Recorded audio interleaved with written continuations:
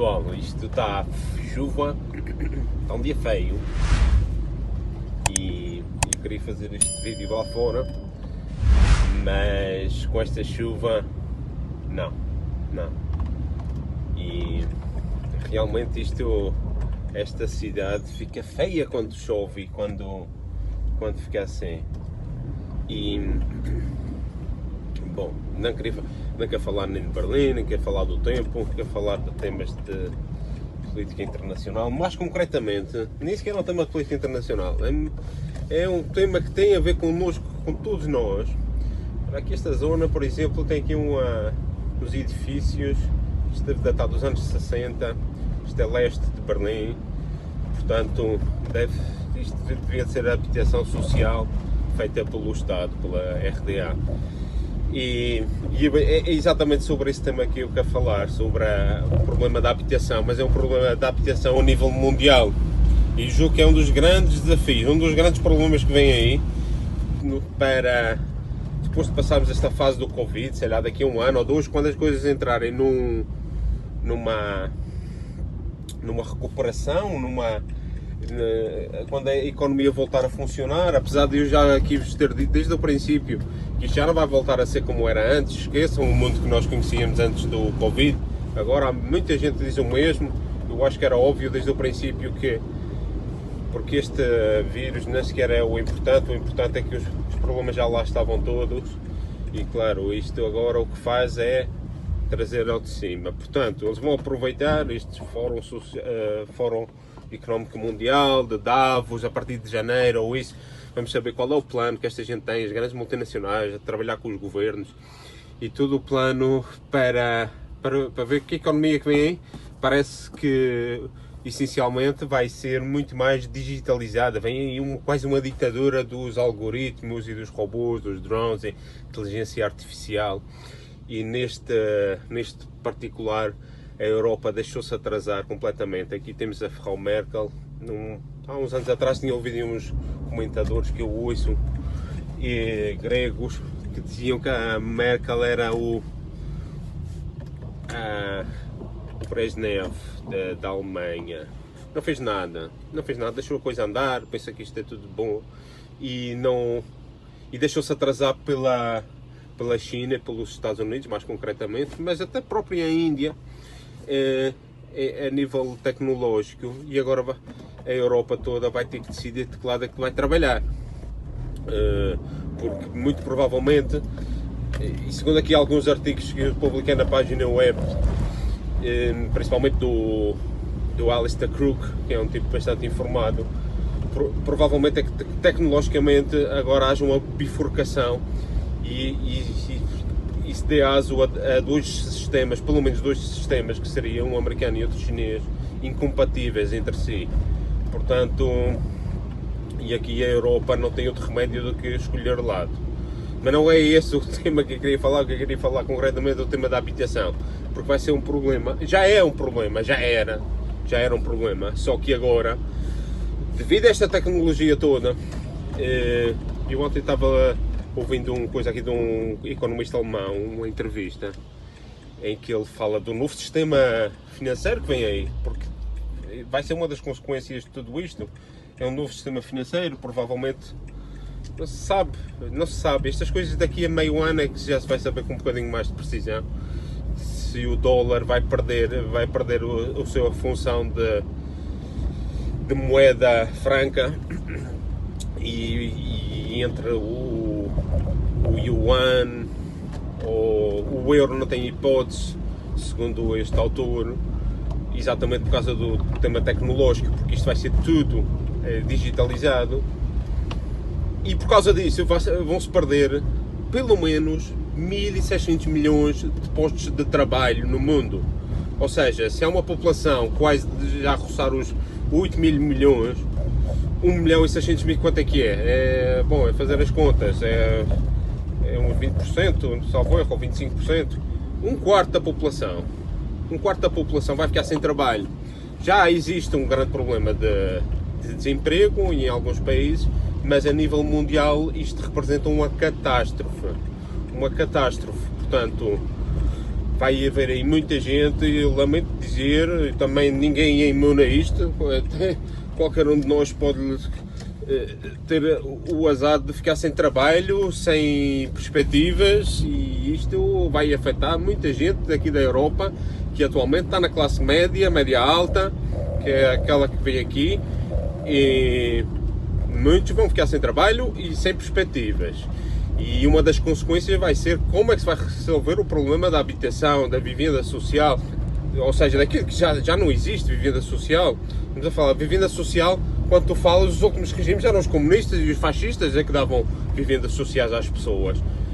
O paradigma a partir dos anos 70, na Europa e nos Estados Unidos, e na Europa, que é o que mais nos afeta, é uma coisa do liberalismo, da especulação imobiliária, casada com a banca e o salve-se quem puder. E isto funcionou enquanto existe uma classe média com posses, mas isto agora vai ser diferente. Vai ser diferente, esta classe média vai realmente, grande parte dela vai para baixo. E talvez uma parte de cima, que é que está mais bem formada, que acompanha a tecnologia e os avanços, essa sobe, mas é uma pequena fasquia. Portanto, vai ficar aí muita gente com problemas de casa. Semana passada, este mês, que no princípio do mês houve uma demonstração que me chamou a atenção no Luxemburgo, um país riquíssimo, que vive de lá daqueles esquemas fiscais e tal, mas que tem uma classe média forte, que já havia demonstrações por causa do problema da habitação. E se a isto somarmos o que está passando em Lisboa, com a gentrificação, em Portugal, no Porto, nessas cidades, por causa do turismo e toda esta, que é o que se passa aqui na Alemanha também, em Berlim, que fazem as imobiliárias compram edifícios antigos, fazem a reconstrução, como é que se chama, a renovação, e as pessoas que lá viviam vão-se embora, têm que ir embora, perdem a casa. Isto até agora foi uma pequena parte, só que isto agora vai se multiplicar por não sei quantos. Nós vamos ver aí grandes confrontos sociais, grande movimentação de pessoas que vão perder a sua... isto aqui vai se pôr, socialmente vai se pôr num grande problema. Aqui queria alertar uma coisa.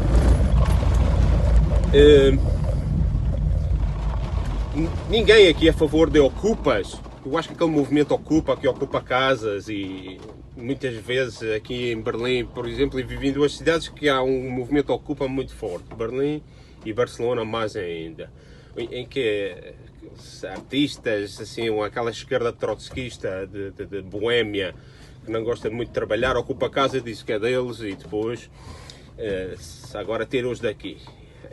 Isso é condenável, não tem justificação. Agora, aqui há um problema, e aqui há um truque da imprensa, que é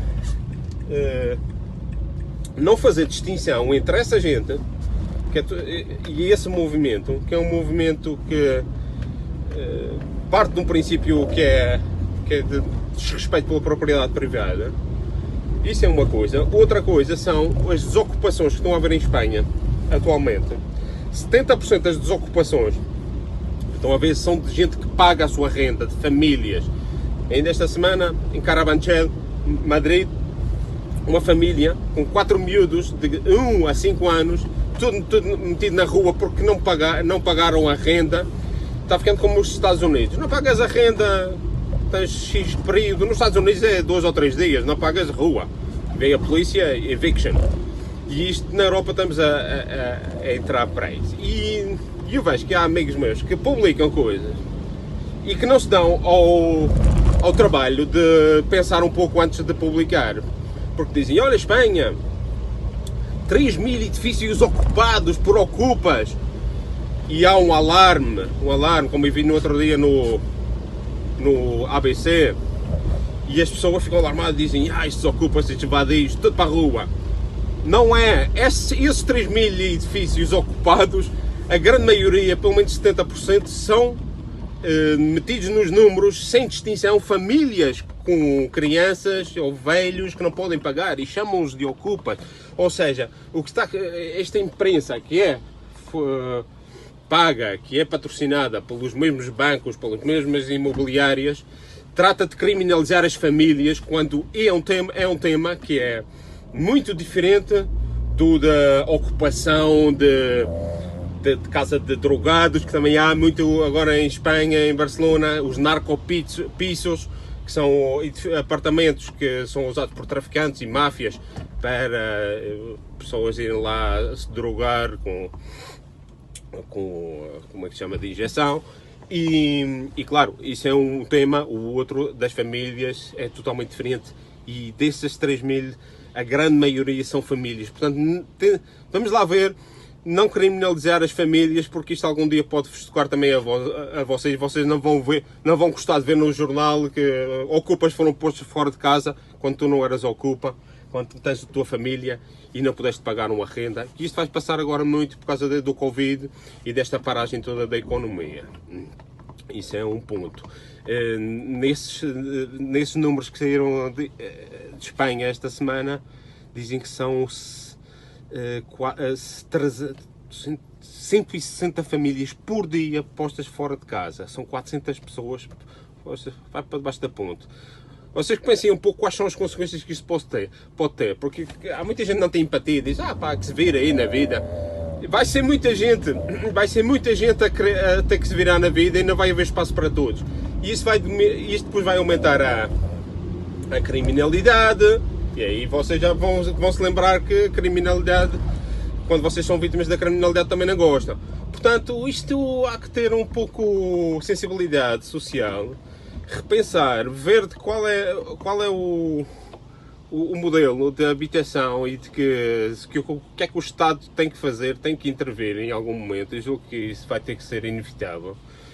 E claro, isso agora vem de todos os lados. Espanha é um caso crítico, mas aqui na Alemanha a mesma coisa. Há aqui umas casas de ocupas desses trotskistas que ocuparam casas depois nos anos 90 e agora estão a ser postos fora, porque as imobiliárias estão a recuperar os edifícios que são dos seus donos, com toda a legitimidade, e há aí grande confrontação com polícia, com intervenção, com grandes cargas policiais.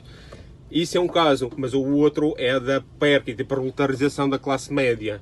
Isso é outro caso. São duas coisas diferentes que eu apelo a que as pessoas pensem bem quando se fala de habitação ou de ocupas. Há este truque da imprensa, do grande capital, de misturar as duas coisas que são diferentes.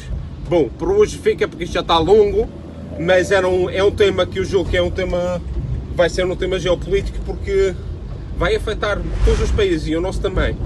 Bom, fiquem atentos a novas entregas. Até à próxima.